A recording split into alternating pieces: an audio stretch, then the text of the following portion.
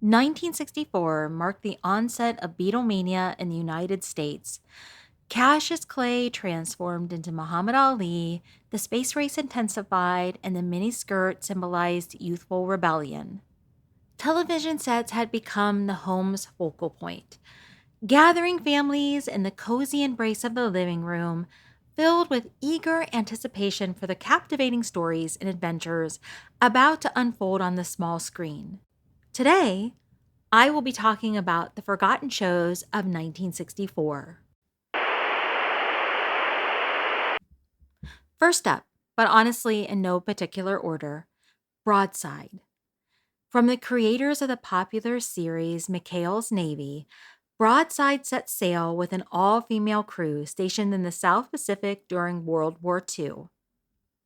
Led by the resourceful Lieutenant Anne Morgan, played by Kathleen Noland, and her band of waves, they not only navigated the treacherous waters of military life, but also had to contend with their nemesis, Commander Roger Adrian, who views the war and the waves as an intrusion on his idyllic tropical island lifestyle.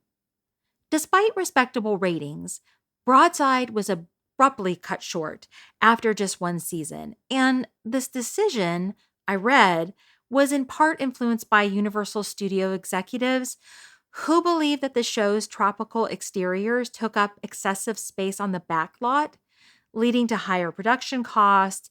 And this sheds light on how behind the scene factors can sometimes influence the fate of even a good TV show.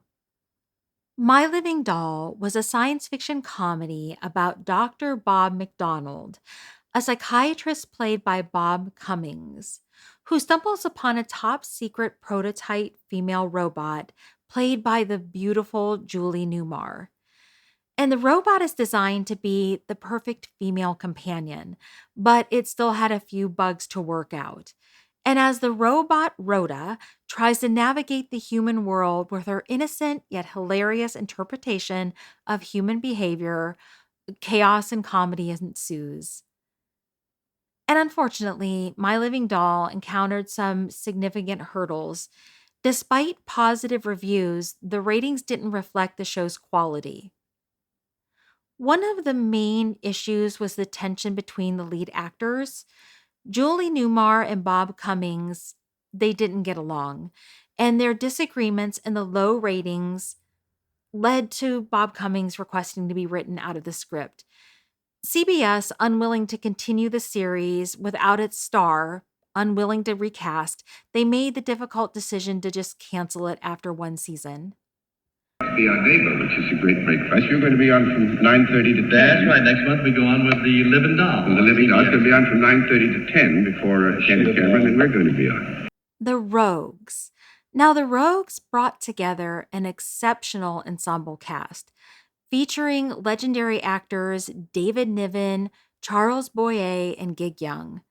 And together they formed a family of international con artists who used their cunning skills and sharp wit to swindle the rich and corrupt while maintaining an air of sophistication and humor.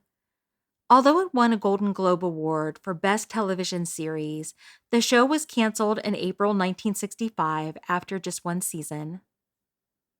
No Time for Sergeants began as a 1954 best-selling novel by Mac Hyman. It was adapted into a 1955 Broadway play and also a 1958 movie, and both starred Andy Griffith as the main character, Will Stockdale, and Don Knotts even had a supporting role in both. But by the time No Time for Sergeants was adapted into a television show, Andy Griffith and Don Knotts were already busy with their incredibly successful sitcom. So, relatively unknown actor Sammy Jackson took over for the character Will Stockdale, the naive and well meaning country boy from Georgia who finds himself in the U.S. Air Force. However, despite the success of the book, the play, and the movie, the TV adaptation of No Time for Sergeants failed to resonate with the audience, leading to its cancellation.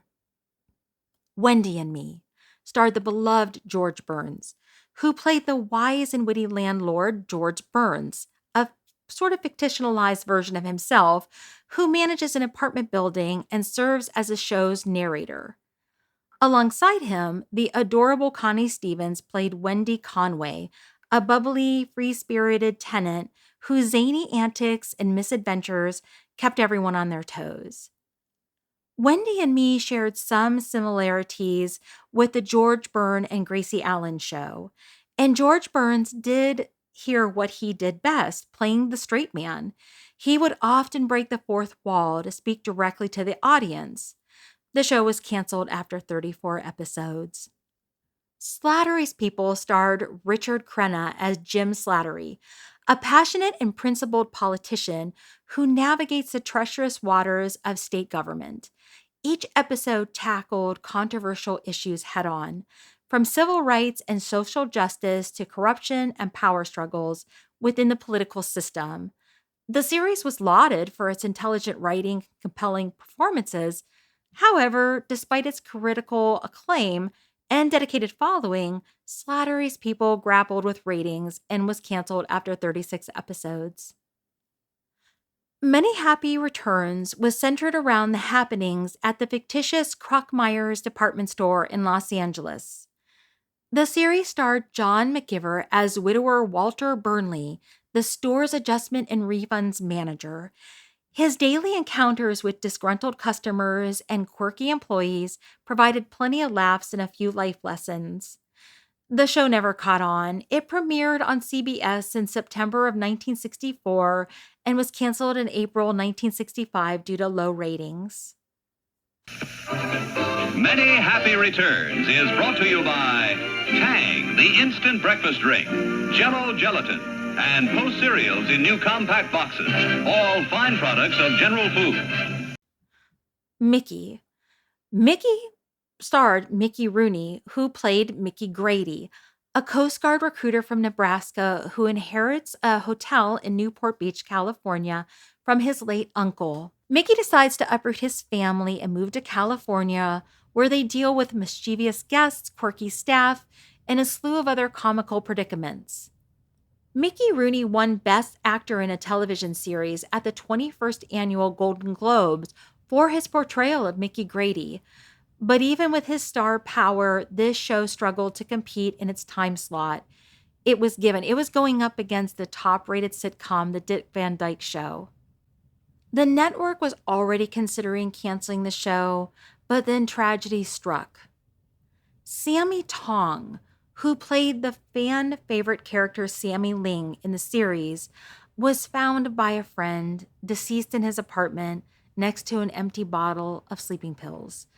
Apparently, he had money issues, and according to Mickey Rooney, he had become despondent over the possibility that their TV series was nearing the end, and of course, that would mean that his money issues would even get worse. Mickey was canceled after just 17 episodes. Now that's the end of this video, but it's not the end of my list. I decided to break this topic into 2 videos, so make sure to watch part 2 for more forgotten shows of 1964. If you have any memories or favorite moments from these forgotten shows, leave them in the comments below. And again, make sure to check out part 2, and thank you so much for watching.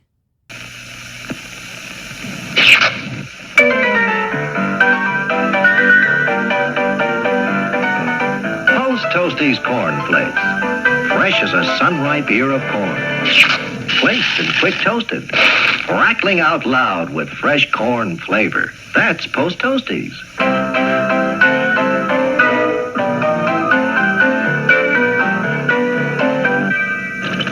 Post Toasties.